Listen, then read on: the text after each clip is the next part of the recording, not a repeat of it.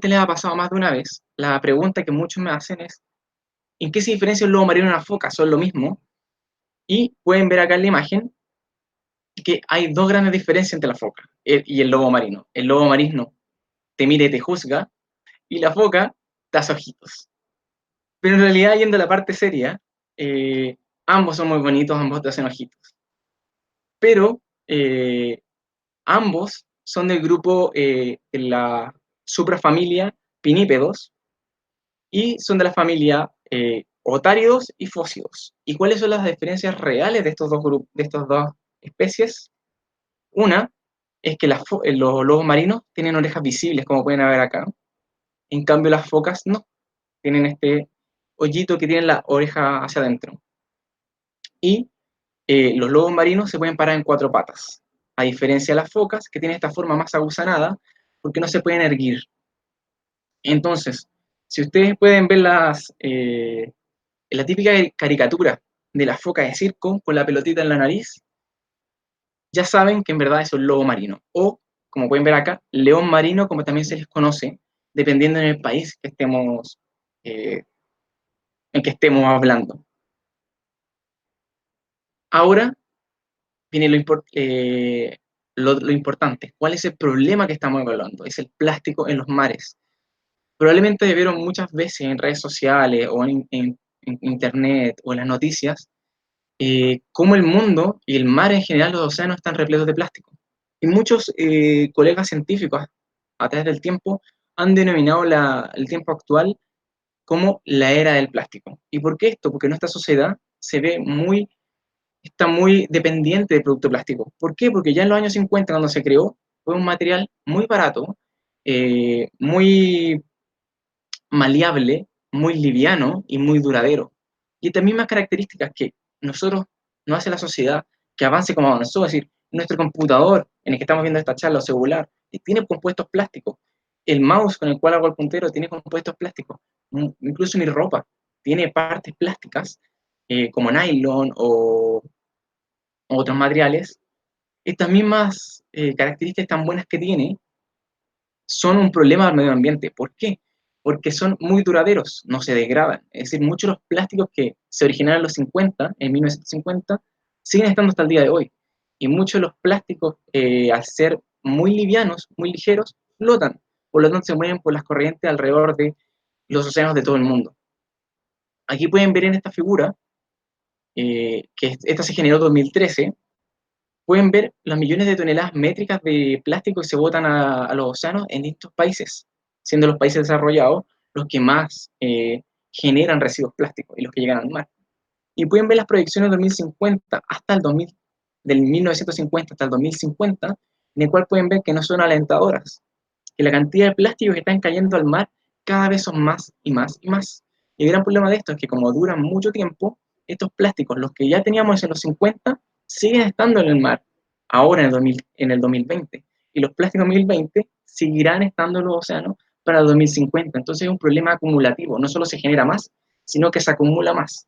Y esto viene porque estamos en un sistema poco sustentable, en un sistema económico poco sustentable, en el cual vivimos socialmente poco sustentable, lo cual se podría aplicar a una economía circular, en el cual todo lo que nosotros generemos tenga un propósito y un reutilizamiento y que todo lo que finalmente se descarte sea lo más orgánico y degradable posible.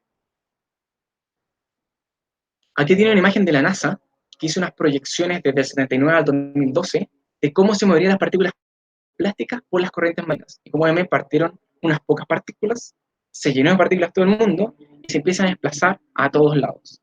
Y pueden ver que van acumulando en estas zonas que son los giros oceánicos, donde se convergen todas las corrientes, en donde se mueven a otras partes del mundo, se pueden profundizar y finalmente alcanzan todo el mundo. Y ese es uno de los grandes problemas que tiene el plástico. ¿Y qué efectos realmente genera el plástico? Aparte de solo llegar al mar. Uno de los problemas más grandes que tiene es la mortalidad de individuos por ingesta de estos plásticos. Como pueden ver en estas fotos tomadas del paper de Moore de 2008, ustedes recordarán o habrán visto en internet las tortugas que comen bolsas plásticas, en el cual está altamente reportado que ingieren estas bolsas, no pueden alimentarse, no pueden nutrirse, tampoco las pueden excretar, se van acumulando por plástico, y finalmente mueren por desnutrición o porque se ahogan con la bolsa o porque no pueden flotar y salir a la superficie. Lo mismo con las aves marinas, que confunden todas estas partículas de distintos colores por sus mismas presas, por los peces que ellos ven desde la altura y no los pueden diferenciar. Comiendo estas partículas tampoco las pueden excretar, no se pueden nutrir, no pueden alimentarse con esto. Y luego pueden generar laceraciones en su sistema digestivo, lo cual también puede generar infecciones, enfermedades e incluso hemorragia y la muerte, que es un gran problema. Acá no sé si han visto esta campaña que estuvo por años, la comparación entre medusas y bolsas plásticas, es muy interesante. ¿Por qué? Porque cuando ven esto pueden darse cuenta que a uno como ser humano que conoce las bolsas plásticas, sigue siendo bastante parecida. Imagínense una tortuga que viaja por todo el Atlántico, desde un continente a otro, miles y miles de kilómetros y muchos días, mucho tiempo nadando, pasando hambre y que necesita comer en el camino. Y con esta hambre se encuentra con estas bolsas que parecen su alimento y tiene hambre y consume. Pero esta bolsa no la alimenta, así que sigue comiendo y sigue comiendo y sigue comiendo. Ya en Uruguay, colegas han observado tortugas que tienen todo el sistema digestivo repleto de plástico, repleto de bolsas compactas, porque tratan de comer, comer y no pueden. Finalmente, estos individuos terminan muriendo. Incluso, colegas de Australia, en 2015, hicieron análisis matemáticos para evaluar cuál es la probabilidad de que las aves del mundo ingieran plástico. Y determinaron que 9 de 10 aves marinas de todo el mundo ha comido plástico alguna vez o irá a comer plástico. Lo cual es bastante grave porque son muchas aves, el mundo es bastante grande y 1 de 10 que no esté comiendo es una probabilidad bastante poco alentadora. Sin embargo, hay otro problema que existe con la contención de plástico. No solo la ingesta de esto, sino enredarse en los plásticos que están flotando en el mar. Por ejemplo, tengo un paper de Bottier y colaboradores de 2011, en el cual se dieron cuenta que estos piqueros estaban usando no solo el material natural para hacer sus nidos, sino también las redes plásticas que flotaban en el mar. Y al hacer esto, ellos mismos se enredaban, no podían salir y terminaban muriendo en sus propios nidos, y los mismos pichones tampoco podían salir o se estrangulaban, lo cual es bastante grave. Y la mortalidad por enredo en plásticos a nivel anual es mucho mayor a la que hay por ingesta de plásticos, afectando a todas las taxas y especies de los ecosistemas marinos, tanto como aves marinas, reptiles marinos e incluso mamíferos marinos, en los cuales está el tema que yo trabajo, que son los pinípedos, especialmente lobos marinos. Y pueden ver que genera estas heridas bastante graves, que pueden infectarse, que pueden generar la muerte, infecciones, o finalmente también con estos enredos pueden ahogarse. Por distintos autores han sugerido que los pinípedos, tanto focas como lobos marinos, son los más susceptibles a verse enredados por plástico. ¿Y por qué pasa esto? Que los plásticos, ya que estos animales son muy curiosos, especialmente los juveniles, y las hembras viajan por muchos días, por muchos kilómetros para poder alimentarse, alimentar a sus crías, y terminan encontrándose estos bucles plásticos y entran en ellos por curiosidad y pues tienen esta forma hidrodinámica, después no pueden salir hacia la otra dirección y quedan atrapados. ¿Y cuál sería el problema? Uno, si son juveniles, seguirán creciendo y se pueden estrangular y morir estrangulados. Dos, no pueden escapar fácilmente de sus depredadores, como las orcas, por ejemplo. Tres, puede ser muy pesado, lo cual lo hunde, como pasaba con, les decía a las tortugas, no pueden salir a respirar y también mueren por eso, lo cual es muy grave. ¿Y cuál es el gran problema que tiene especialmente los lobos marinos con la contaminación plástica? Ellos interactúan demasiado con las poblaciones humanas. No sé si han visto cuando van a la costa cómo interactúan con la pesquería, cómo interactúan los puertos. Como pueden ver en la imagen, ellos se apoderan incluso de las lanchas de pescadores. Ellos interactúan mucho con el pescador porque intentan incluso robarle la comida. Ellos saben dónde hay comida fácil.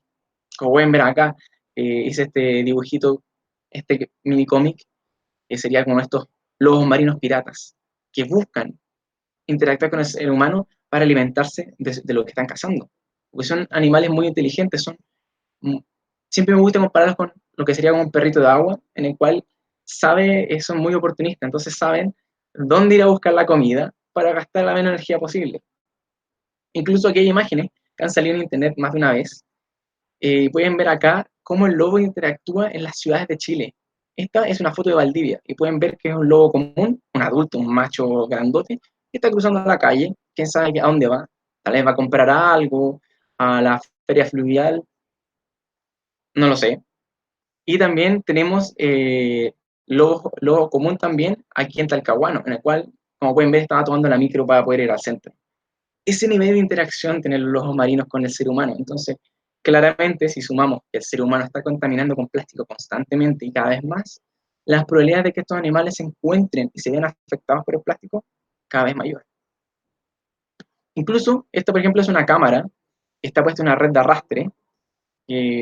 Bueno, la red de arrastre es otro problema más que al pasar por los fondos marinos se puede romper por estrés físico con el mismo suelo marino y genera más plástico flotante y a la deriva. Y pueden ver cómo este lobo marino ve que la red está llena de peces. Entonces va y se mete. Entonces no solo puede quedar atrapado en la red, sino que al interactuar con la red, al romper la red para sacar los peces, bota plástico, genera más plástico disponible en el ambiente, o se ve enredado con el plástico. También estas son imágenes de un paper por Goetz, colaborado en 2008, el cual vio en estas falsas jaulas en el sur de Chile. Vamos a ver acá, imagínense que está el lobo marino, y el lobo marino estaba al otro lado de la jaula, mira que hay comida, dice, muy bien, están los peces ahí, hay un festín gratis, salta, se mete y se come todo. Y nuevamente, al interactuar con estas redes, no solo hay descarte ilegal en algunas pesquerías a nivel mundial, sino también accidental, que se rompe la red a manipularla, y súmenle que están los lobos marinos interactuando en estas redes. Se meten en las redes, los pescadores tienen que sacar al lobo marino, compiten con él por la comida, se rompen las redes, entonces este forcejeo, esos plásticos flotan y el lobo marino se enreda en la red, el pescador tiene que cortar la red, más red al mar y así. Entonces es un problema bastante complicado de trabajar. Bueno, pero aquí también viene la pregunta. Ya le hice una gran introducción de cuál es la problemática del plástico y qué son los lobos marinos y los pinípedos. Pero ¿qué es lo que hago yo? Ahora les quiero hacer una pequeña explicación de las cosas que hemos hecho con mis colegas respecto al efecto de los plásticos sobre los marinos.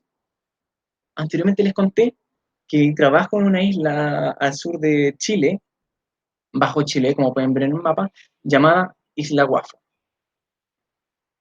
Isla Guafo es una isla sin población humana, no hay nadie viviendo ahí, solo un grupo de marinos que tienen un faro durante el año, no más de 5 personas, y los pescadores que van en el año a trabajar a extraer luga, que es una alga roja de fondo marino. Entonces ellos bucean en las costas de la isla y van sacando esta alga, pero ellos viven a la lancha. De vez en cuando, por emergencias climáticas, podrían acampar en la isla, pero no hay poblaciones en sí, no hay producción de plástico, no hay contaminación que se genere en la isla, como una empresa, una industria o poblaciones que botan su basura. Y ahí empezamos a trabajar con una población de lobos marinos, de lobo fino austral, que es el mismo que está en la foto del inicio, que pueden ver acá, unas hembras. Y fuimos a esa isla y encontramos mucha basura. Basura que venía de las corrientes, incluso basura de origen alemán, japonés, que quién sabe hace cuánto tiempo está ahí. Y también, obviamente, del continente, tanto el Chile como el resto de Chile. ¿Y qué es lo que fuimos encontrando? Lo siguiente, de 2006 hasta 2017, hemos reportado enredos en plásticos de estos animales. Pueden ver aquí Leili Osman y colaboradores de 2007, reportó 6 individuos enredados, que eran 2 hembras, dos juveniles y 2 cachorros que pueden ver acá que fallecieron enredados en esta red. Finalmente la madre las agarró y los ahogó. Es bastante triste.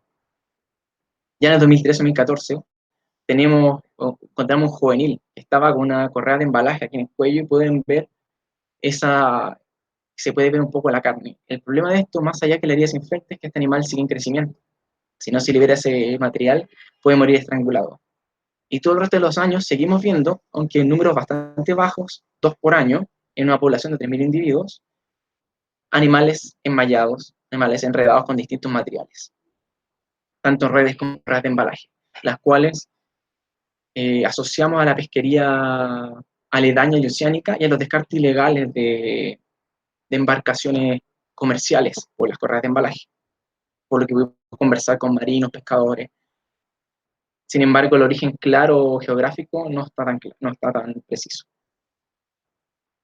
Bueno, ¿qué hicimos con estos datos? Ya que les decía, son 2 enredos por año y quisimos ver, bueno, pero esto les hace algún efecto a la población. ¿En verdad afecta al crecimiento de la población? ¿La va a diezmar, hacerle un efecto a largo plazo? E hicimos modelos matemáticos predictivos, que no los quiero aburrir con la matemática, ni mi mamá puede fingir cara de interés cuando le hablo de las fórmulas matemáticas. No todos son tan ñoños como yo, en verdad. A mí me gusta, pero yo sé que aburre. Así que les voy a contar los resultados. Pueden ver, estos son las predicciones del tamaño poblacional, es decir, número de individuos totales de lobos marinos durante cada año, desde 0 a sobre 3.000 individuos, que es básicamente lo que pudimos predecir, desde el 2020 al 2050. Y pueden ver 5 colores. Azul, que son las predicciones que hicimos de los lobos marinos en Isla Guafo, sin enredos, sin considerar mortalidad en enredos, ningún animal muere por enredos. Y pueden ver que de los datos que teníamos, que parten bajos porque hay un sesgo de observación, se mantiene cerca de 3.000 individuos constante hasta el 2050, que es lo que tiene sentido porque es lo que observábamos todos los años. Después ven en rojo, que son en la misma población, con las mismas variables, pero se le suma la mortalidad de enredos a esta población. Los individuos, tanto cachorros, juveniles, hembras, machos, pueden morir por distintos números de una manera aleatoria con los datos que nosotros obtuvimos durante cada uno de los años y ver qué es lo que pasa a largo plazo. Y pueden ver que la roja se mantiene bastante igual al principio y empieza a decaer, decaer, decaer. Trata de subir de a poco, pero se decae, decae, decae, y de cerca de 3.000 individuos llega bajo 2.500, a los 2.300 al 2050. Acá surge la pregunta, ¿por qué nosotros, a pesar de que estos son los datos que nosotros teníamos, no observamos un decaimiento de la población en los años que nosotros investigamos? Esto se puede ver a que hay poblaciones fuera de la isla que están emigrando hacia Guafo y están supliendo estos animales que se están perdiendo y se mantiene constante. Sin embargo, quisimos ver lo siguiente.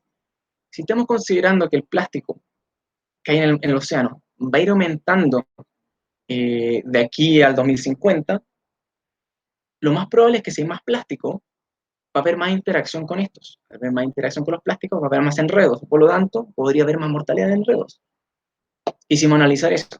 Y tenemos todos los 3 colores, que son la misma población de Isla Guafo, considerando las 3 tasas de enredo más altas reportadas en el mundo, que sería el Golfo de California en amarillo, en naranjo, una foca de Cornwall en el Reino Unido, y los valores de enredo de la foca monje en Hawái, que es los valores más altos de enredo reportados hasta el momento, que son cerca del 10% de la población que se ve enredada en promedio anualmente. Y pueden ver que en los 3 cada vez disminuye más y más y más. Y en el caso más extremo, que por suerte no lo tenemos en esta isla, podemos ver que llega cerca de los 800 animales a 2050. Lo cual son efectos que no podemos ver, pero porque son muy sutiles, pero a largo plazo sí estarían haciendo efecto. Por lo tanto, si no hacemos medidas aquí y ahora, sí va a generar efectos, y no solo en esta especie, sino en todas las otras especies y animales que están siendo afectados por el plástico. También hicimos otros modelos predictivos, pero ahora quisimos hacerlo a nivel global. Incluimos tanto focas como lobos marinos y todo lo que se conoce científicamente y que estuviera reportado desde los años 70.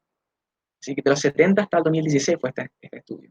Y pueden ver que aquí está todo el mundo, cada uno de los circulitos es una colonia de lobo marino o foca en el mundo en el cual se haya hecho un reporte de enredos de manera estandarizada y esté aceptado por revistas científicas o informes técnicos de gobiernos. Ese es nuestro filtro. Y pueden ver que de azul a rojo hay una mayor cantidad de razón de enredos, es decir, enredos por número poblacional. Es similar a un porcentaje, para los que no entienden tanto la matemática. Sería cuántos enredos hay por individuos totales. muy similar a un porcentaje, pero el número sería más pequeño. Lo importante es el color. Obviamente más rojo, más individuos enredados podemos ver. Y como le mencionaba, Hawái, el más rojo, es el que tiene los reportes más grandes.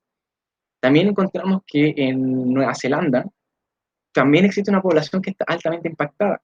Y lo más curioso es que tanto Hawái como las poblaciones de Australia y Nueva Zelanda son dos especies que están en peligro crítico o en peligro de extinción, lo cual es bastante grave, porque hay que hacer medidas ahí.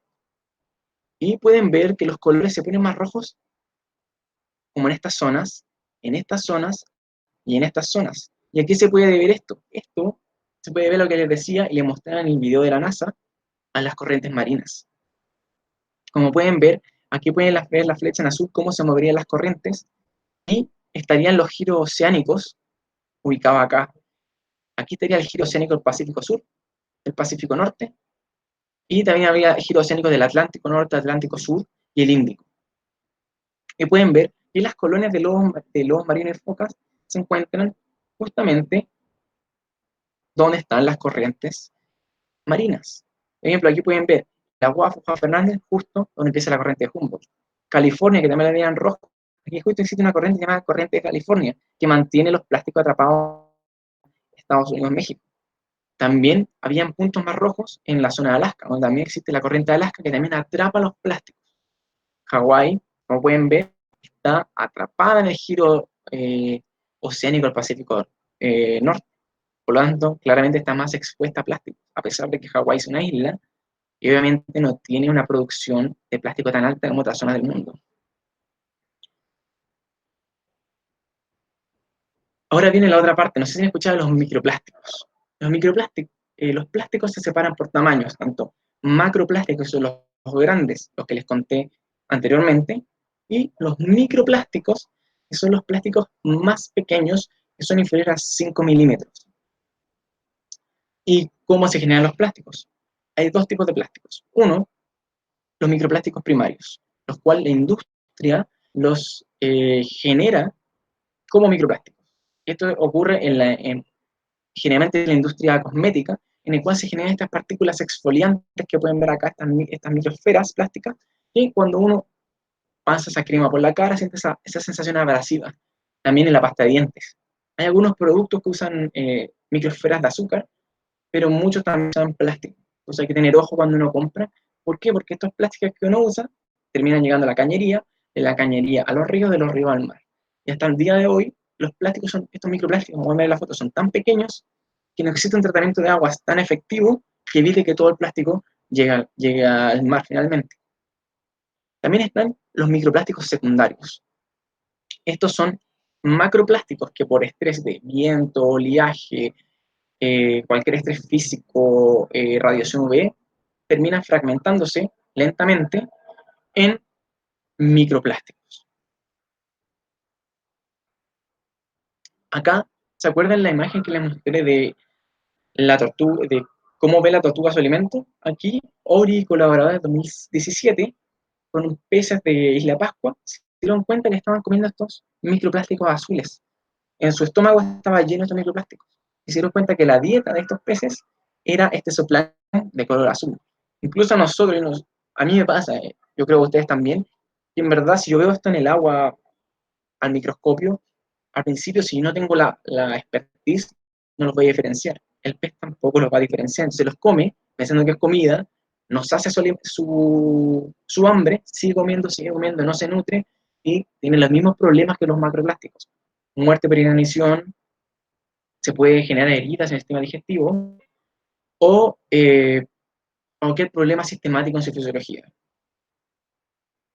Aquí tiene un ejemplo de que les digo, estos son zooplancton que en un experimento por la BBC, que se mostró una vez, hace 2013 me parece, pueden ver que los pusieron en una placa Petri lleno de plástico azul, verde, que es este fluorescente. Ellos lo comen pensando que es comida y su sistema digestivo queda completamente lleno de plástico, ya que ellos no lo pueden diferenciar. Otro problema que tiene el microplástico son las conocidas como microfibras, que últimamente se han vuelto populares porque antes no se conocían. que son más pequeñas que los microplásticos clásicos, y estas se generan por la industria textil. No sé si han visto que su ropa, cuando ven la etiqueta atrás, dice que está con cierto porcentaje de nylon, cierto porcentaje de otro tipo de plástico, otro poliéster o algún tipo de polímero. ¿Por qué? Porque mucho la celulosa y el algodón, perdón, el algodón es celulosa, la celulosa se refuerza con plástico. Esto se viene haciendo desde hace muchísimos años atrás. El problema es que ahora nos dimos cuenta de que con el estrés físico también del mucho uso, el viento, el sol, el mismo lavado, van soltando estas partículas. Y estas partículas, al ser plásticas o ser mezclas con plástico, no se degradan en el ambiente. Y al final llegan al desagüe, del desagüe a los ríos y de los ríos al mar. Hidalgo, Rus y Til, en 2013, colegas que trabajan acá en Chile, hicieron un análisis de los microplásticos por todo Chile, en todas las playas del país. Pueden ver que hay distintas concentraciones de 0 a 2000 de ítems de plástico por metro cuadrado, y pueden ver que hay distintas concentraciones. Curiosamente, Isla de Pascua es la que tiene las concentraciones más altas, escandalosamente más altas en comparación a las otras playas de Chile. Lo curioso acá es que ustedes pensarán, pero Isla Pascua no tiene una población tan grande. Isla Pascua tampoco tiene no generan plástico, no producen plástico por sí, sino que les llega porque lo compran a algún lado, pero ellos no lo generan. ¿De dónde viene ese plástico? Como anteriormente les decía, esto es por las corrientes, es decir, mucho el microplástico que está llegando a esa isla llega por el movimiento de la corriente Humboldt, que sube, arrastra tanto del océano y desde el continente, desde las costas chilenas, hacia Isla de Pascua, y cual la está contaminando, y todo ese ecosistema se ve afectado por los microplásticos. A grandes rasgos, ¿cómo llegan los microplásticos a los ecosistemas marinos? ¿Cómo llegan a los animales? Como les decía, a los macroplásticos que se van degradando en microplásticos y en la columna de agua. También los microplásticos y microfibras llegan por los ríos y también por el aire, porque también las microfibras se ha determinado que al ser muy livianas, están en el mismo aire. Incluso lo hemos visto en los laboratorios, hemos hecho muestreo, se han hecho muestreos en China de ciudades donde han encontrado microfibras en el aire. Vivimos en plástico, no solo nadamos, nos movemos en plástico. Y este plástico llega a la columna de agua y de ahí pueden pasar dos cosas. Uno, entra a la trama trófica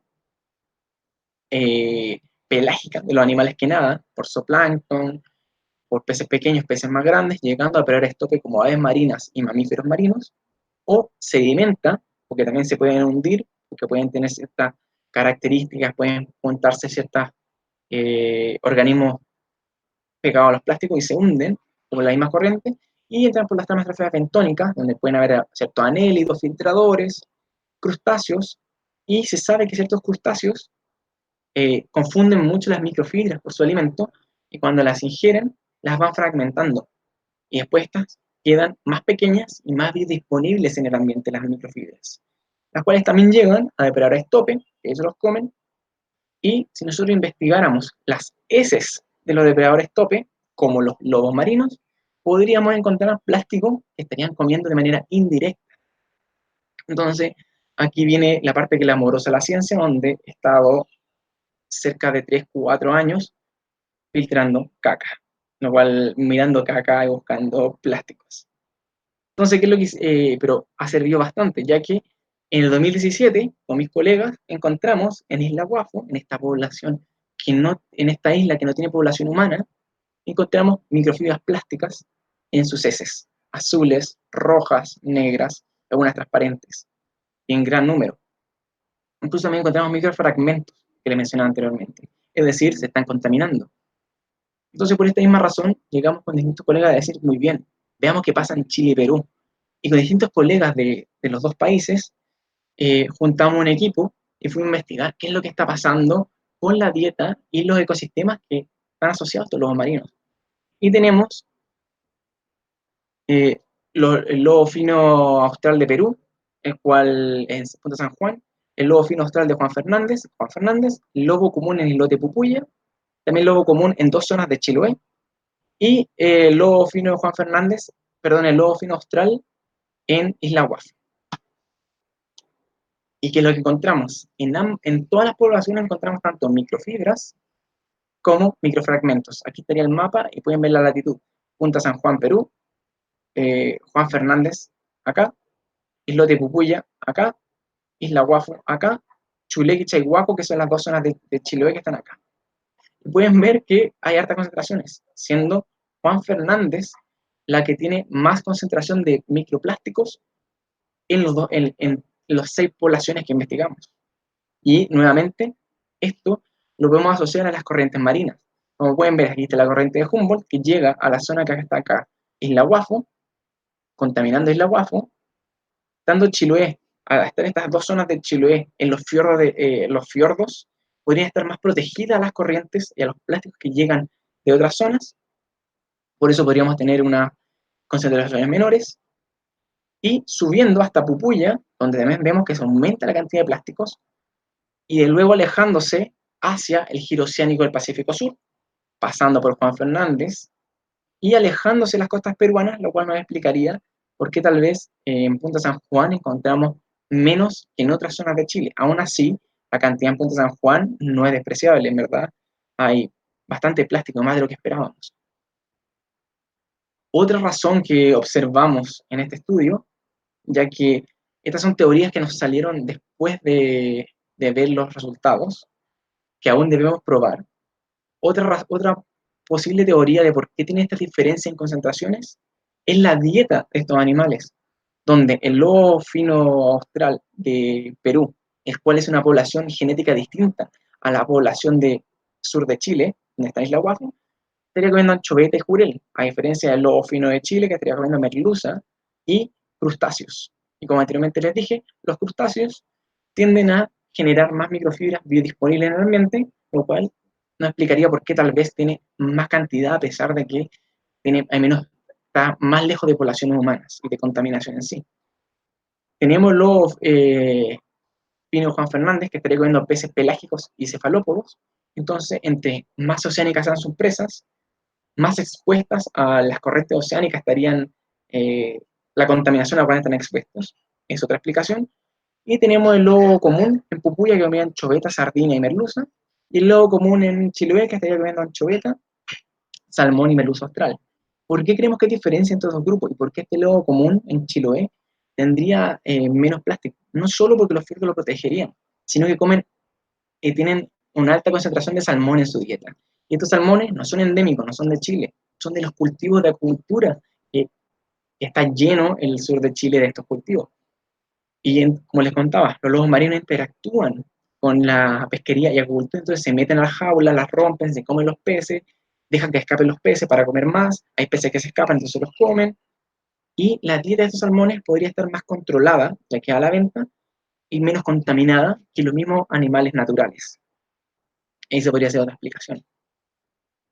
Finalmente, para ir terminando, eh, el problema de los plásticos es un problema que nos concierne a todos, tanto los gobiernos como la ciudadanía, como las empresas, la industria y los consumidores, en el cual todos tenemos que hacer algo al respecto para evitar de seguir generando plástico. Es decir, está bien limpiar playas, está bien limpiar los mares, pero mientras sigamos contaminando, el problema sigue existiendo.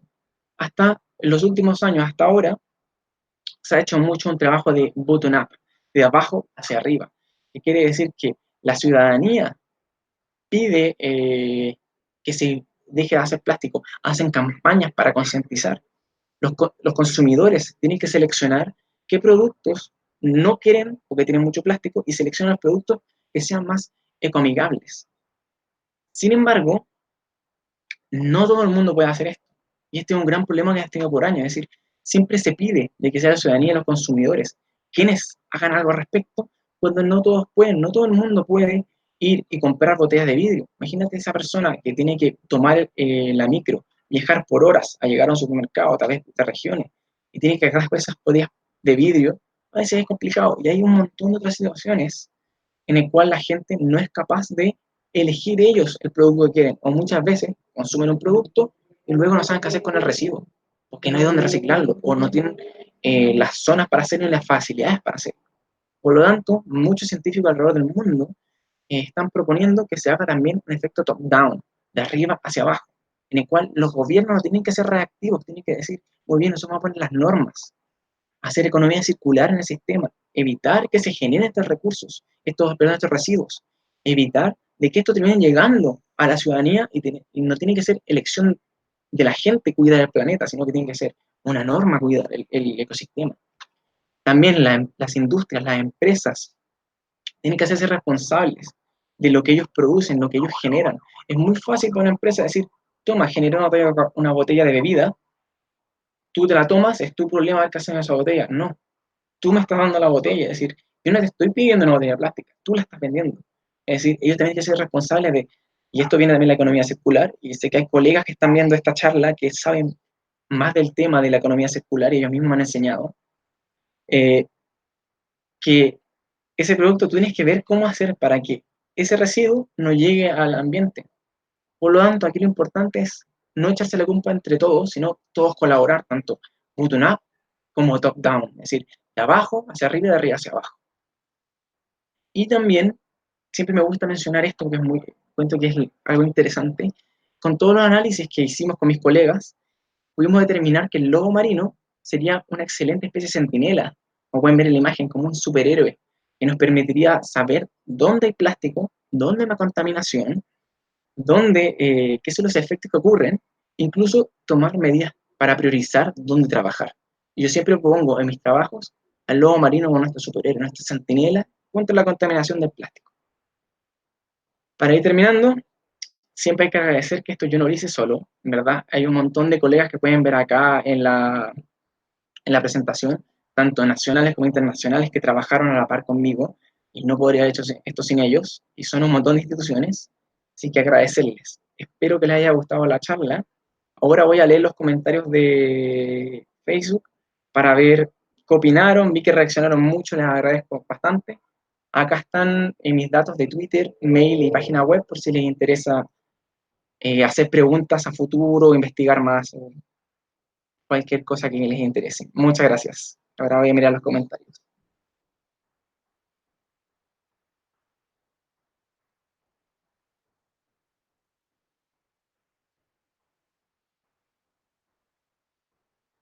Voy a mirar los comentarios. Ok, voy a partir desde arriba porque son muchas cosas.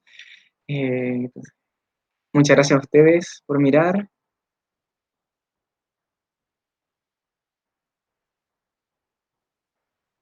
Hay gente de Perú, muchas gracias. Espero que les haya gustado lo que les mostré.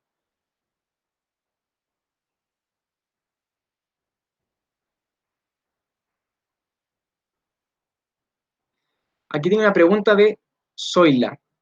¿Cuáles son las consecuencias de la interacción de lobos marinos en las calles? Ahí hay muchas. Incluso, como les contaba ayer Carlos Calvo, eh, la interacción con las poblaciones silvestres puede generar también enfermedades zoonóticas. Y eso es bastante grave y ya estamos viviendo una pandemia por enfermedad zoonótica. Así que eso es muy conflictivo, el hecho de que no se pueda manejar eso, el mantener separado esta interacción. Además de que los lobos marinos en general son agresivos, especialmente los machos en época reproductiva, y tienden a ser un peligro. No sé, ustedes ya vieron cuando al presidente Piñera casi lo ataca un lobo marino, casi se lo come. Es decir, ese nivel de agresividad tienen. Y hay zonas como la foto de esa que fue en Valdivia, en el cual se genera una dinámica que no es buena, en el cual se alimenta con que el ser humano está tratando como mascota a estos animales. Incluso en Valdivia es un buen ejemplo, ¿por qué? Porque naturalmente esos lobos no deberían estar ahí, están en un río, ellos son marinos. Incluso tengo colegas que han investigado la salud de esos animales y no es la mejor. No son los individuos más sanos, pero siguen creciendo, creciendo y ahora ya es ya un evento turístico. Y obviamente también es peligroso que estén en las calles porque puede pasar a llevar a un transeúnte, pueden chocar con ellos. Hay otros problemas que se podrán imaginar que también afectan.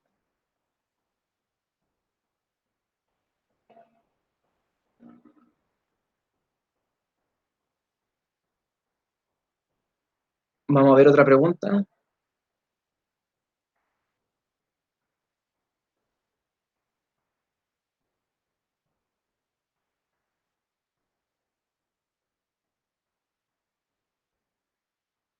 Aquí Sofía me pregunta, ¿cómo podemos identificar los productos cosméticos que terminan generando los microplásticos que mencionó? Primero, yo siempre, y yo lo que intento, yo por lo menos en mi casa, no comprar ninguna partícula que sea abrasiva.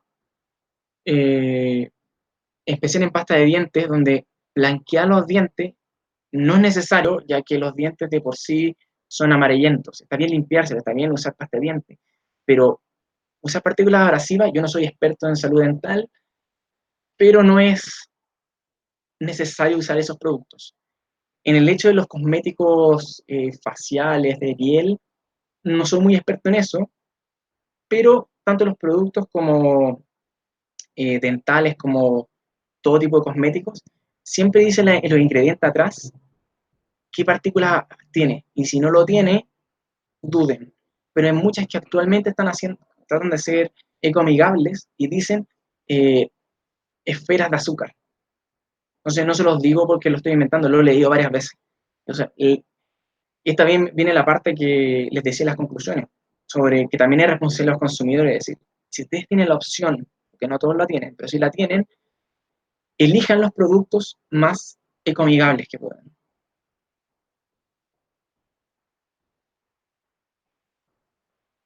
Aquí Zoila me pregunta, ¿los efectos de los plásticos en humanos podrían ser los mismos que en los animales marinos? Claro, una de las cosas que no les mencioné, pero aquí viene perfecta la pregunta, el hecho de porque yo propongo los lobos marinos como centinelas, es porque hacer mamíferos también representan los efectos en la salud en todo tipo de mamíferos, o en su gran mayoría, y en esto en humanos. Hasta el momento no hemos podido ver efectos en la salud directa de los mamíferos marinos porque ha sido complicado. Como pueden ver, vimos que ingieren plástico, se enredan por plástico y a nivel poblacional generan muertes que son relevantes a su dinámica. Sin embargo, yo aún no puedo decirles qué efectos en la salud generan. Son ideas que tenemos a futuro en estos próximos años de estudiar. Sé que colegas de Europa han estado trabajando en analizar el efecto de los microplásticos sobre el sistema inmune en humanos.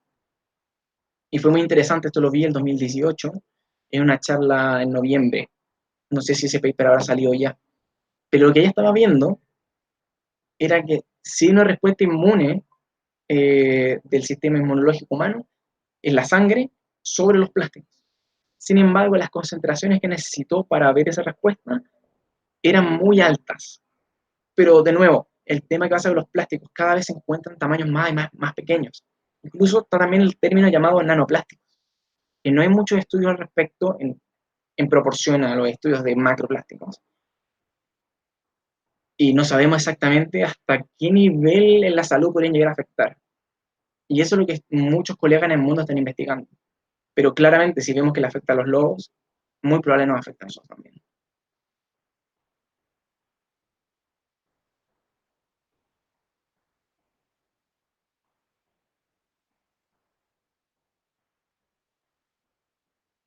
Aquí Calo Calvo pregunta, en las mismas muestras de heces para buscar microplásticos, ¿se podría identificar la dieta del lobo?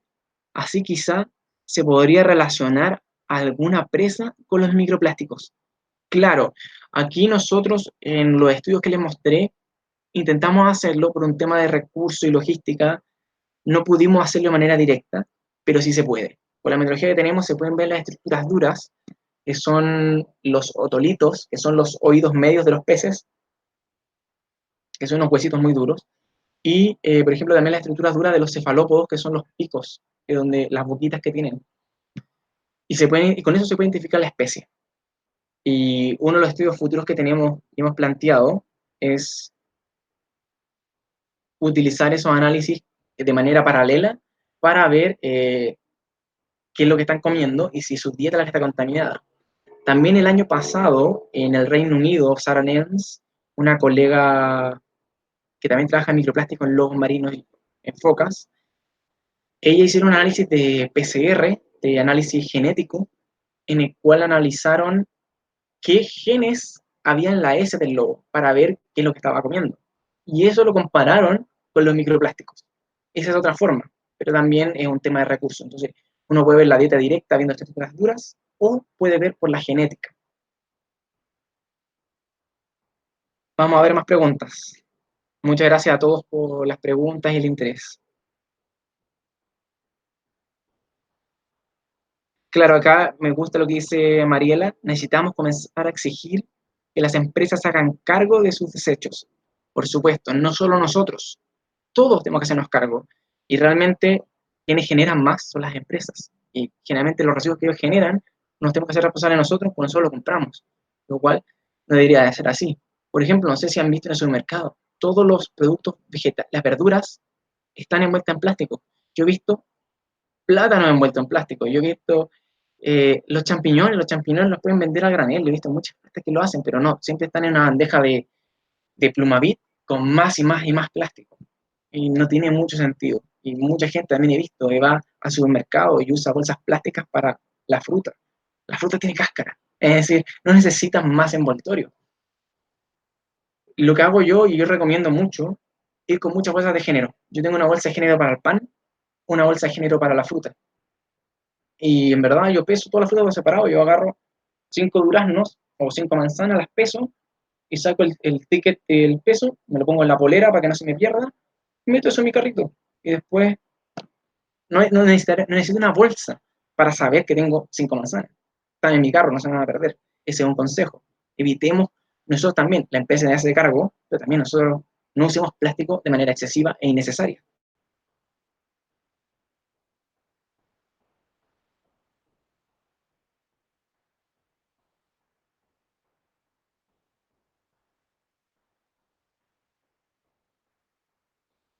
Aquí Sami hace una pregunta muy interesante.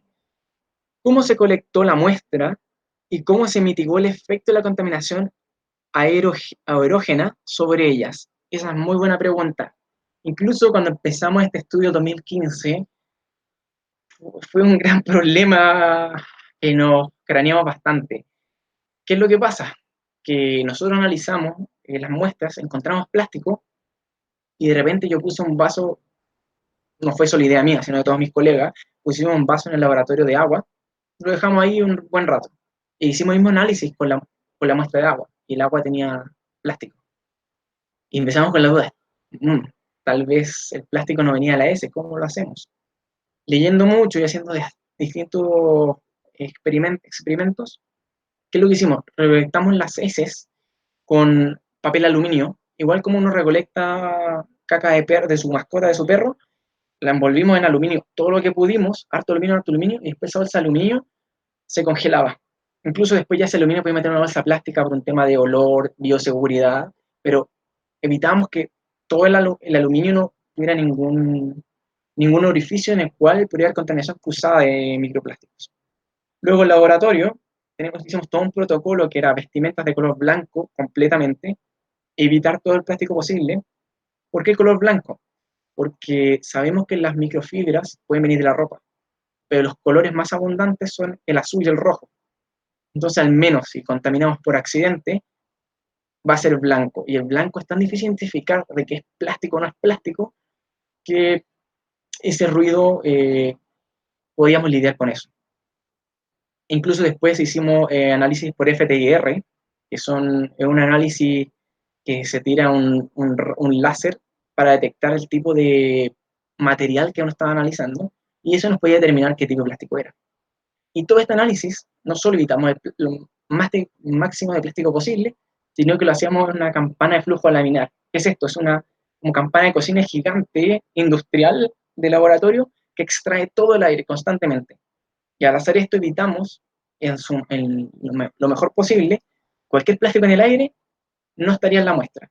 Y también hacíamos controles en el cual dejamos vasos de agua por todos lados del laboratorio y veíamos si no quedaban con plástico haciendo la misma metodología. Y resultó bastante bien, al final no se nos contaminaban las muestras. Y lo bueno de esto es que cualquier laboratorio o científico o estudiante de pregrado puede hacer esta metodología. Incluso si buscan mis papers está especificado o me pueden escribir mi correo y lo pueden intentar ustedes. No es lo más entretenido jugar con caca, pero si quieren investigar si están comiendo plástico, Adelante.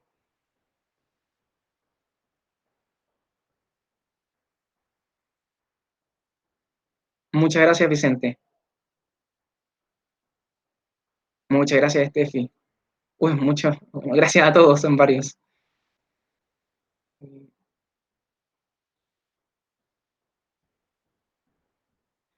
Nata hace una pregunta respecto a los lobos.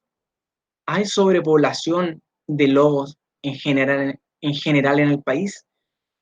Cuando hablamos de sobrepoblación, es relativo. Uno, porque yo escuchaba mucho eso, es sobrepoblación de lobos, porque sí están creciendo, y creciendo exponencialmente. Pero, ¿se acuerdan? No sé si vieron la charla ayer, que ayer hablaba Carlos sobre la industria peletera. Cuando estuvo el boom de las pieles, disminuyeron la población de lobo marino por todo, pues en verdad por todo el mundo, y también en Chile se disminuyeron mucho, muchas especies fueron desplazadas por caza y matanza de estos animales.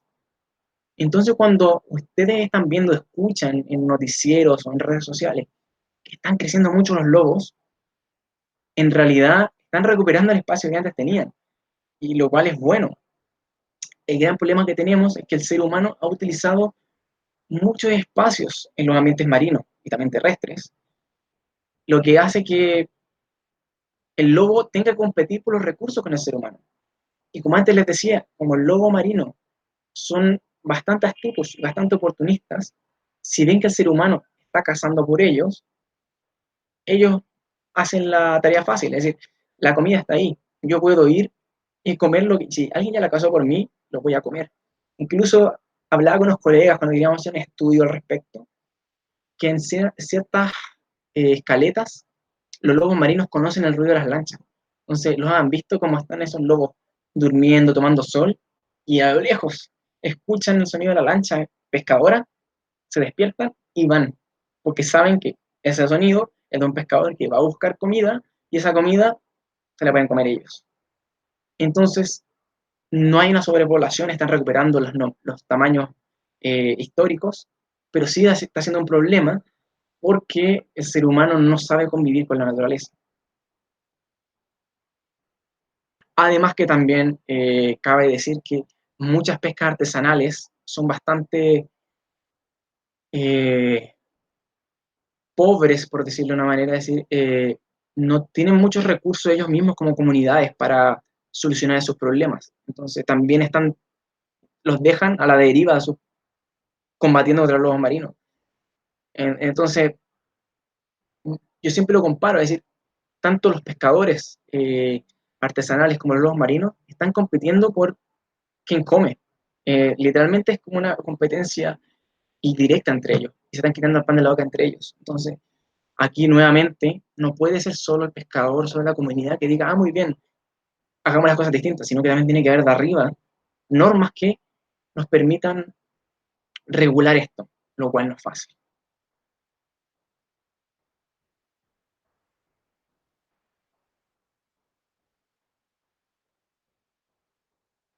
Aquí Nata hace otro comentario que me da mucha pena escucharlo porque las fibras del cepillo dental son plásticas y se gastan.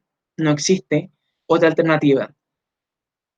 Hasta el momento en el mercado, algo que pueda recomendar, yo no he encontrado. Yo lo que sí tengo, y se puede comprar por internet, y sé que una amiga que está aquí en los comentarios viendo, los vende, que aprovecha Babi, vende cepillos, eh, compren cepillos de madera, de bambú. Entonces van a reducir en mayor cantidad el plástico. Yo trato de reducir todo el plástico que puedo, pero nuevamente, uno como consumidor no puede eliminarlo completamente, incluso si tenemos los privilegios para hacerlo. Por eso también la industria tiene que hacerse cargo y buscar también otras medidas. Pero tampoco quiero que demonicemos el plástico, como que el plástico no sirve de nada, es maligno. El asunto es que hay que usarlo de manera responsable, como sociedad, como seres humanos hay que usarlo de manera responsable, porque es muy útil, en verdad, por eso lo usamos tanto. Pero veamos medidas para mitigar su efecto, veamos medidas para poder reutilizarlo y usarlo de manera más sustentable, y que a largo plazo no nos ahoguemos nadando en plástico. O sea, ahí el título de la charla, no sé si se dieron cuenta.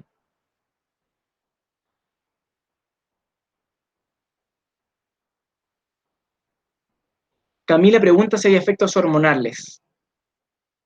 Hay distintas teorías que creemos de que como los plásticos acarrean otros contaminantes, otros tóxicos como los contaminantes orgánicos persistentes, que son distintos pesticidas, podrían afectar al, al sistema endocrino. Sin embargo, no tenemos evidencia hasta ahora que lo pruebe, pero sí está la idea y hay muchos colegas lo están analizando en distintas especies. ¿Dónde se podría obtener este paper? Pregunta Christopher.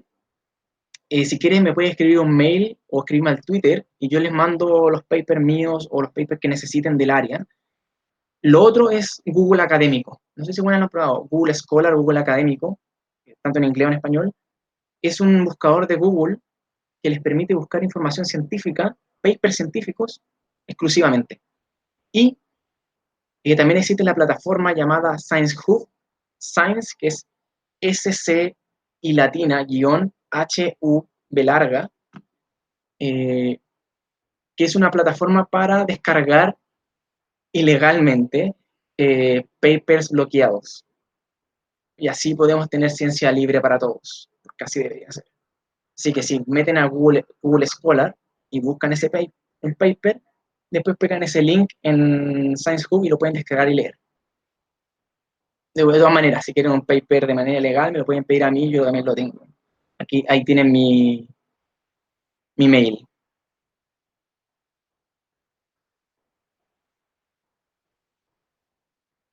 Verónica pregunta, hola, ¿por qué eligieron esos 3 lugares de muestreo en Chiloé?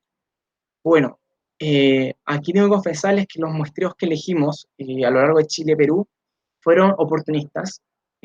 Yo conversé con todos los colegas que ven en el PowerPoint, me comuniqué con cada uno de ellos, les comenté la idea que tenía, les gustó, y con los recursos que teníamos, cada uno me dijo, oh, yo tengo una lobera en Perú, en Punta San Juan. Otro me dijo, yo tengo una lobera, un par de loberas en Chiloé. Otra colega me dice, yo tengo una en Juan Fernández y en Pucuya. Y ahí empezamos a juntar todas las loberas que pudimos. Incluso con unos colegas ahora tenemos el plan de hacer un muestreo más amplio a lo largo de Chile. Pero vamos de a poco. En verdad, parece que necesitan recursos y como han visto, este país no da muchos recursos a la ciencia. Es una pena.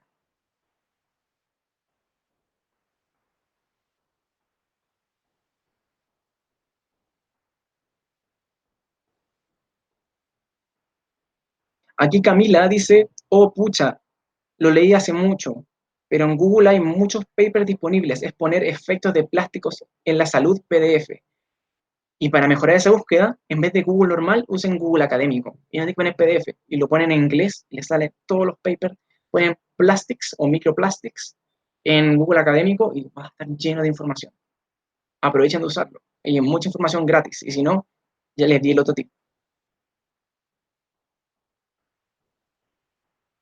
Por si acaso, los coordinadores de estas charlas, avísenme si cómo vamos con tiempo. Yo voy a seguir leyendo los comentarios hasta terminar.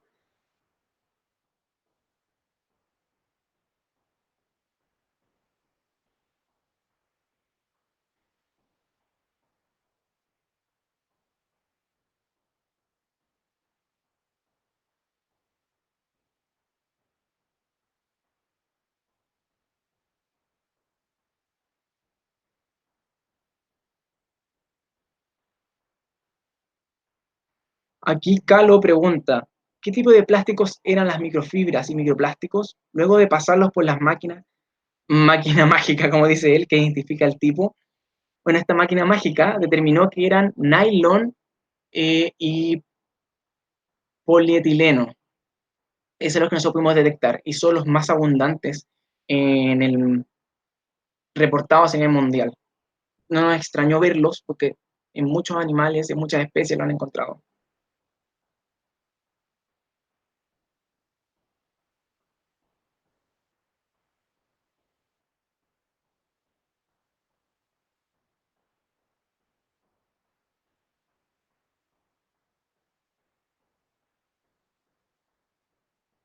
Aquí Verónica me hace la siguiente pregunta. Entre las presas de lobos marinos que mostraste, no se mencionó a las aves marinas y se ha detectado que estas se están alimentando con plásticos.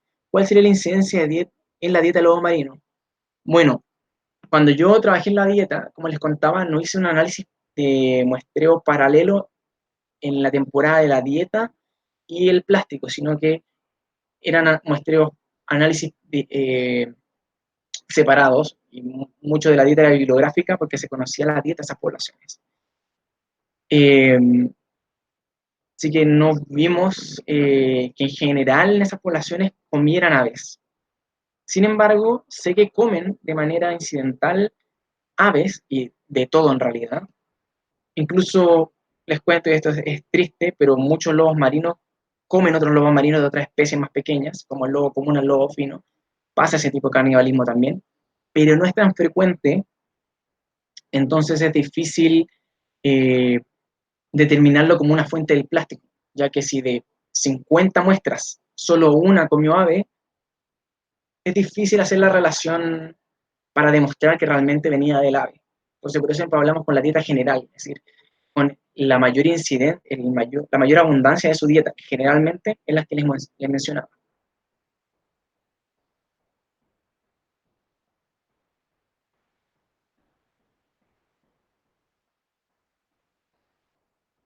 Uy, llegué a la última pregunta.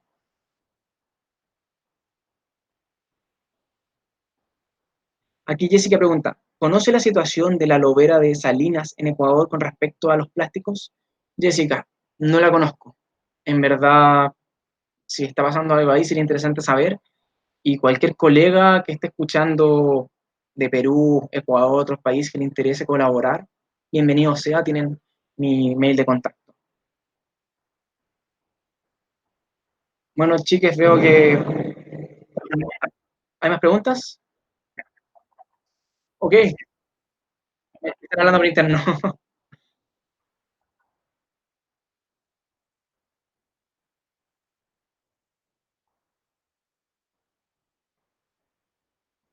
¿Me puedes repetir la pregunta?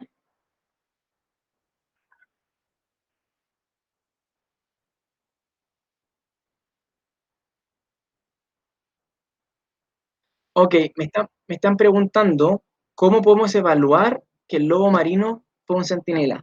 Aquí lo que hicimos para considerarlo centinela fue que el lobo marino pudiera detectar primero el contaminante y las concentraciones que sean correlativas al ambiente. Es decir, si sabemos que el ambiente está más contaminado o menos contaminado, los plásticos que vamos a encontrar en esa población deberían representar qué zonas son más o menos contaminadas.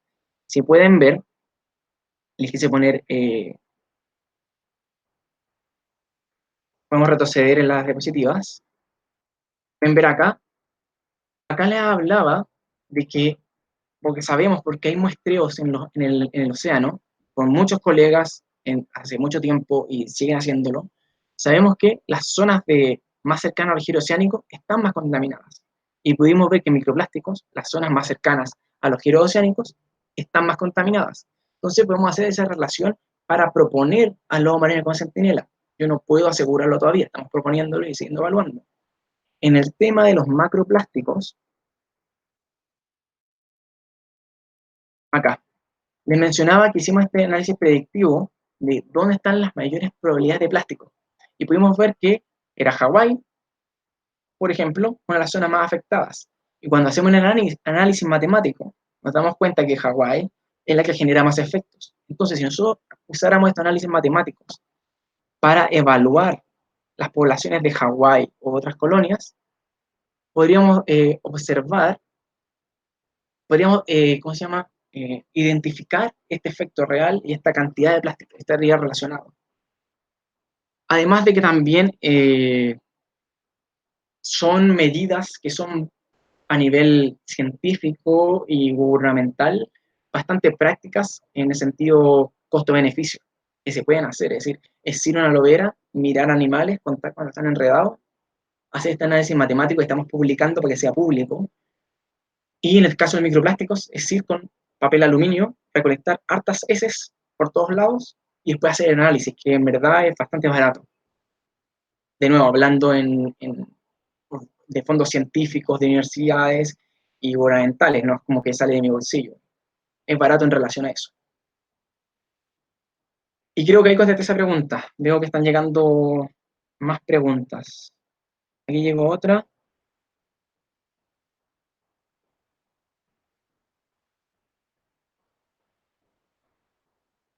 Aquí Ana dice, el plástico no es malo si se utilizara de forma correcta, es benéfico. Si se utilizara solo para producir elementos de larga duración, mangueras, utensilios de casa, etcétera. Pero para los artículos de uso diario o de corto tiempo debería utilizarse materias primas desechables, bolsas, pajitas, etcétera. Claro, y eso es lo que les digo. Por ejemplo, vivimos en una sociedad que desde que se generó el plástico en los 50, que todo es desechable. El plástico se hizo para ser desechable. Si ustedes buscan la publicidad de esos años, todo era como que era algo rápido, fácil, cómprelo, úselo, bótelo, compre otro, bótelo, y así está hecho. Y ese es el gran problema.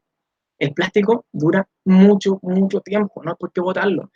E incluso aquí también nos vamos a los productos tecnológicos. Los productos tecnológicos que tienen vida útil, también es una pena, es decir, se terminan botando una vez al año los celulares, mucha gente. Y mucha gente compra también celulares cada vez de la mejor generación. Y el resto del teléfono hay, no se puede reciclar todas las partes. Entonces también es un problema. Sean conscientes de lo que están consumiendo y a largo plazo cuál es el efecto que va a generar. Es decir, si quieren usar plástico, también, y no les queda otra, traten de usar ese plástico el mayor tiempo posible. Obviamente, sin que tampoco tengan que ingerir lo que sea tóxico a ustedes. ¿Sí? Ustedes habrán escuchado de ciertos alimentos que no se tienen que usar para ciertas cosas.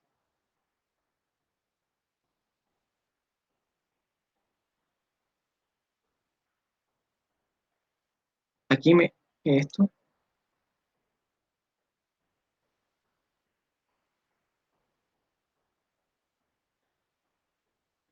aquí me llega, Calvo, aquí dice, creo que no leyó esta. Luego le respondes, no sé cómo acceder a ese link, no sé. De Sami, no sé, no sé a cuál te refieres, no, no puedo entrar a ese contenido.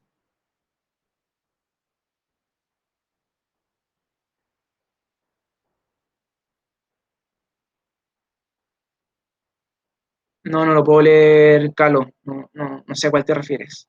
Si puedes copiar y pegarlo para encontrarlo.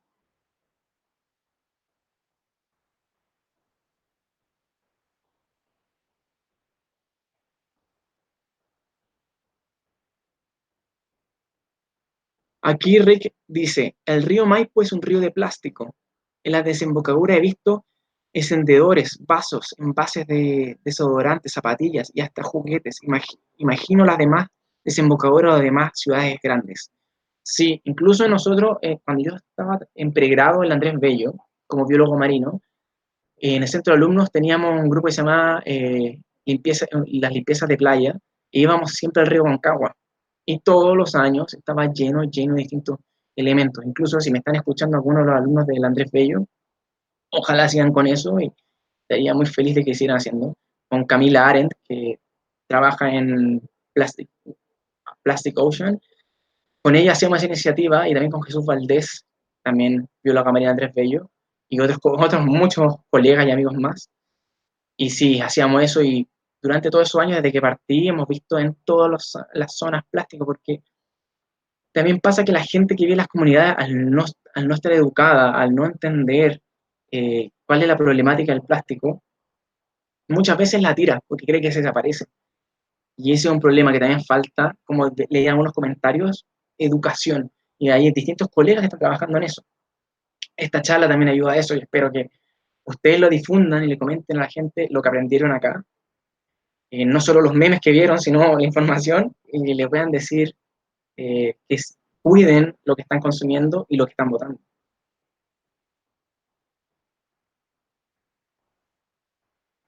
¿Dónde me quedé? Acá.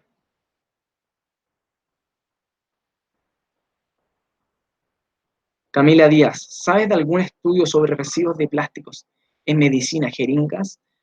¿Cuándo se ocupan en animales o humanos? No. Siempre he tenido la curiosidad de eso y no encontré un artículo que hable al respecto.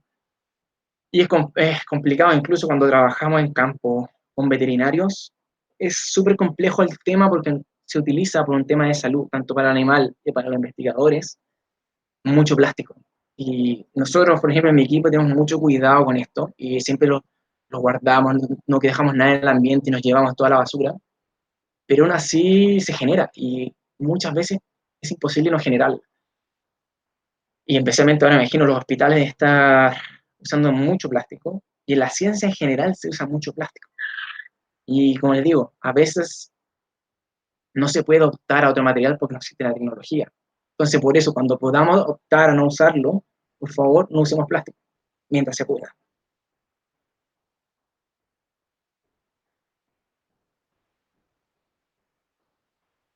Aquí Florencia pregunta, ¿cuál ha sido el rango de tamaño de los microplásticos que encontró en las heces de los lobos marinos? Esta es la que falta. Ah, muchas gracias, esa es la pregunta. ¿Cuál fue el tamaño más pequeño? Les voy a mostrar la diapositiva.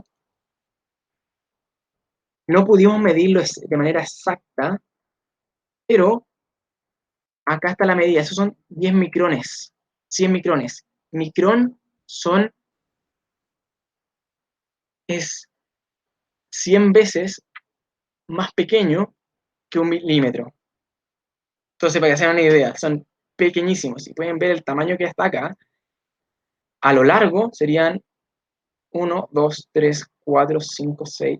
Son como 7 o son como 800 micrones de largo. Es casi un milímetro de largo, un poco más pequeño incluso. Así que no me estoy equivocando la escala. Y de ancho, pueden ver que son pequeñísimos, pequeñísimos. No podemos ser capaces de medir eso.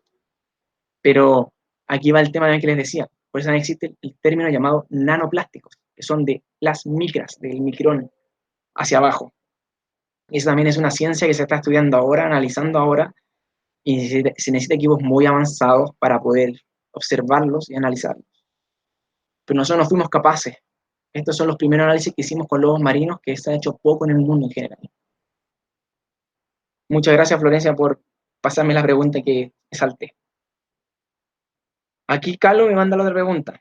Y con respecto a la contaminación aerógenos de las nuestras, ¿cómo? Con respecto a la contaminación aerógenos de la nuestra de campo, ¿cuáles fueron las medidas de mitigación?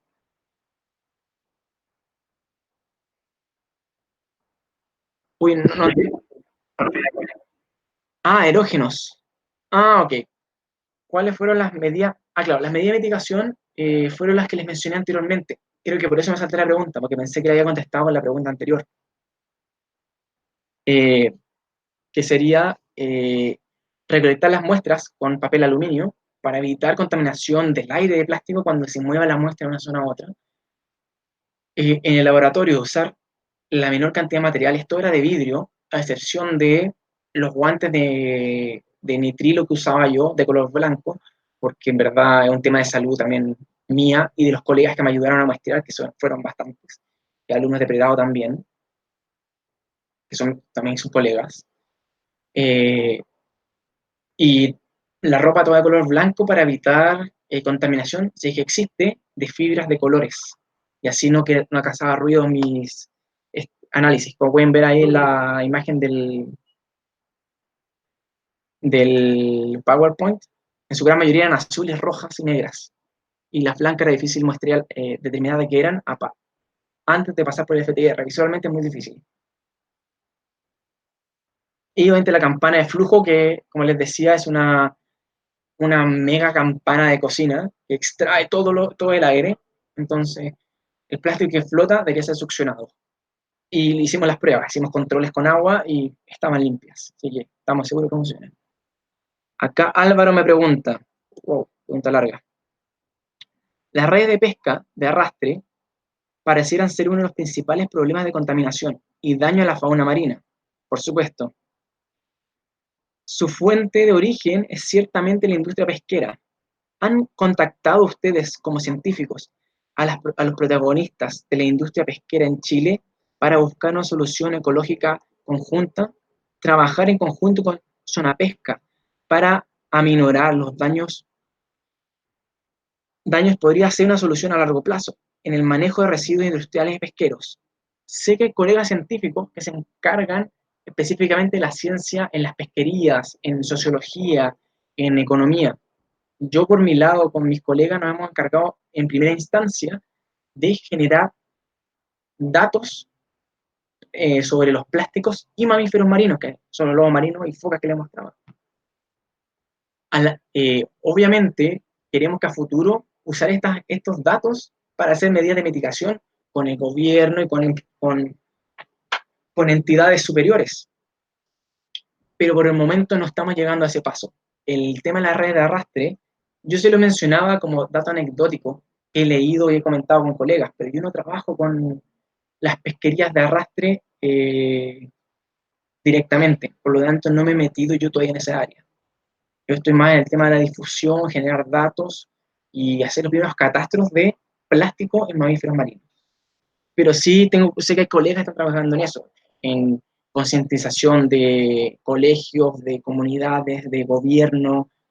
Como les mencionaba, la ONG A Plastic Ocean, donde trabaja Camila Aren, que también trabaja en plástico, ella está trabajando en esas partes también, en el hecho de enseñar también en campañas para gobierno, para nuevas leyes. Somos muchos científicos trabajando en el plástico y son muchas tareas que hacer, es decir, no las hago todas yo. Pero gracias por la pregunta.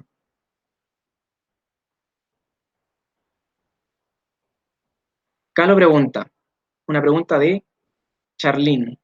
¿Cuál ha sido el rango de tamaño de los microplásticos que encontraste en las heces de lobo marino? El rango, wow. El rango era inferior a 1 milímetro y las partículas que les mostraba que habrán sido de un largo de 200, 300 micrones. Ese era más o menos el rango. Y ese rango está limitado por el instrumento de microscopio que estábamos usando, que era un microscopio estándar, no era un microscopio electrónico ni nada muy avanzado. Y también el poro de filtro que teníamos era 0,7 micras, pero igual complica la identificación. Yo no puedo dar ciencia cierta, pero estoy seguro que sí pasaron tamaños más pequeños que no fuimos capaces de detectar. Incluso en el paper que está ahí puesto en el PowerPoint, discutimos esto. ¿Por qué? Porque en el 2003, Erickson y Burton publican el primer hallazgo de microplásticos en lobos marinos en una isla de la Antártida o en Australia, si no me equivoco. Y ellos encontraron partículas de plástico de 1 milímetro a centímetros. Y no encontraron partículas más pequeñas. Y viendo su metodología, que se fue hecha en el 2003, cuando recién se estaba trabajando el tema de los plásticos, nos dimos cuenta que ellos estaban omitiendo los tamaños más pequeños por su metodología, y nosotros pudimos encontrar tamaños más pequeños. Sin embargo, les aseguro que yo estaría omitiendo tamaños mucho más pequeños, como los que les he repetido varias veces, que son los nanoplásticos.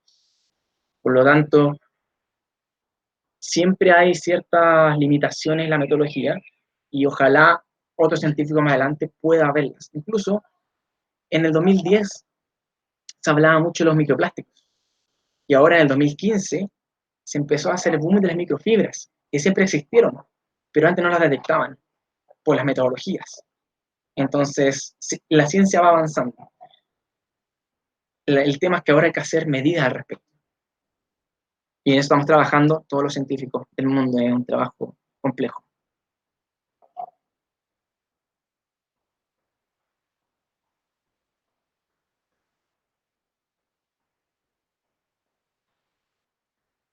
Sugei, disculpa, no sé, Sugei Karen, disculpa, no sé pronunciar tu nombre o apellido, discúlpame por eso.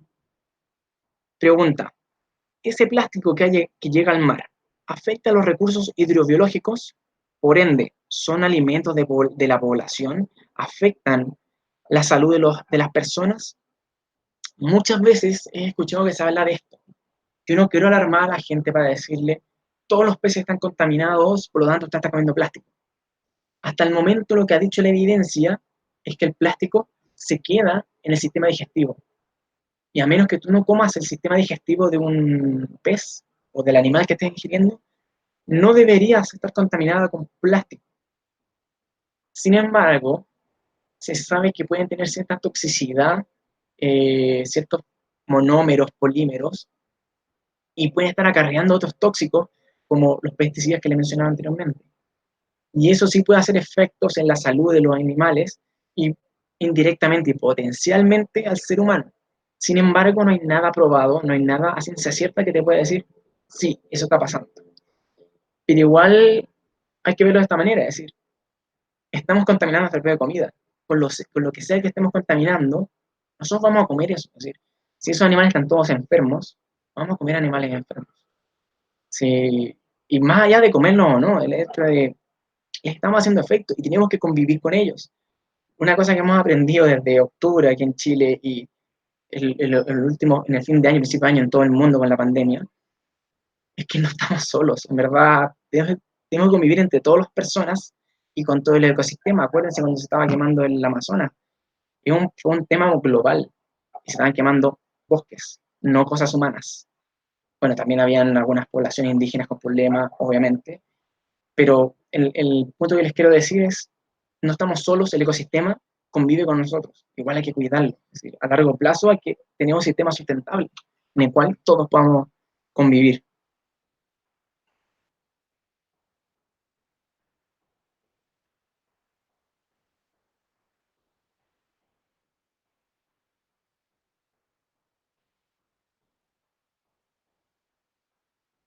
Aquí Charlie me está aclarando la pregunta.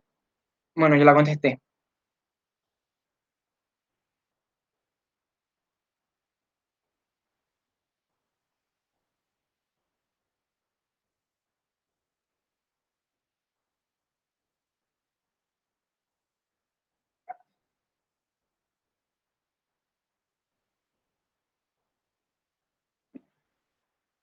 Aquí Charlie me pregunta, ¿el tamaño de las microfibras que encontraste aproximadamente de 800 micras y a 1 milímetro podría ser de la ropa de los colectores? Mira, potencialmente podría ser, pero hicimos el experimento, como digo, en laboratorio en el cual yo puse, y mis colegas también, pusimos vasos de agua por distintas zonas, dentro de la campana de flujo laminar, que le digo esta super campana que extrae aire, fuera, fuera del laboratorio, e hicimos distintos análisis. Y nos dimos cuenta que también la cantidad de plásticos que hay en el aire, la concentración es tan poca que si lo dejas por 6 horas, encontrarás en medio litro de agua 4 microfibras que estaban flotando. Entonces, si tomamos la medida, si colectamos las muestras de manera rápida, inmediatamente se envuelven y todo el trabajo se hace de la manera más rápida y eficiente posible, aun cuando llegue contaminación de los mismos colectores y científicos, es tan poca que podríamos, no afecta los resultados. Sin embargo, siempre en todo método científico existe su error y está considerado. Incluso nosotros lo hablamos en el artículo científico, las falencias, pero cuando ven las muestras, los resultados que tenemos a lo largo de Chile, pueden ver que hay un patrón. Y esto lo discutimos con muchos colegas. Estas muestras fueron muestradas de manera azarosa, con la misma metodología, fueron trabajadas en laboratorio de manera azarosa también, en el mismo laboratorio, y pueden ver que existe un patrón que tiene un sentido biológico y ecológico. Por lo tanto, eso nos quiere decir que si existió contaminación por nosotros, es poca, y lo suficientemente poca, para que no afecte los patrones reales que observamos en la naturaleza. Y me parece que ya no hay más preguntas. No sé si me quieren preguntar algo más. Aquí los espero.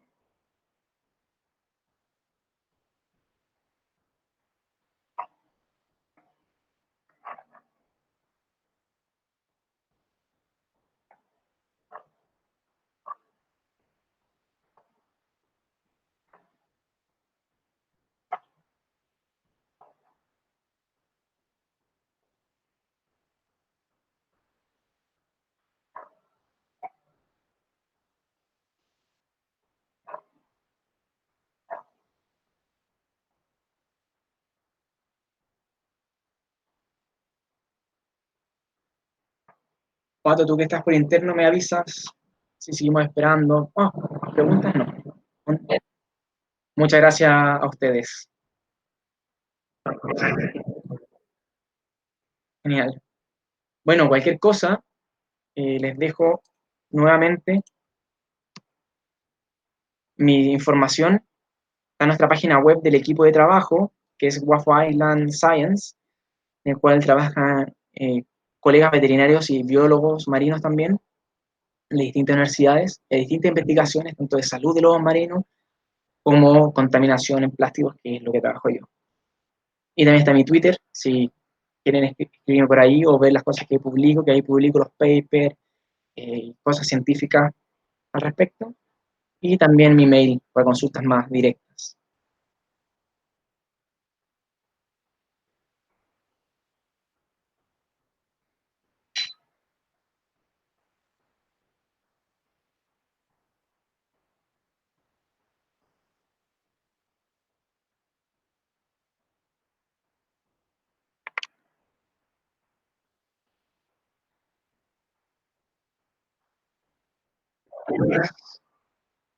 Ok, no sé si hay tiempo, podemos esperar más preguntas. Patricio, no tengo problema, no tengo apuro, estoy encerrado en cuarentena en la casa, así que... Y después voy a esperar la otra charla. Así que si tú me dices cuando termino, me despido y si los chicos quieren preguntar más, yo tengo... Ok, entonces muchas gracias a todos por asistir, espero que les haya gustado y cualquier cosa ya tienen mi contacto. Muchas gracias.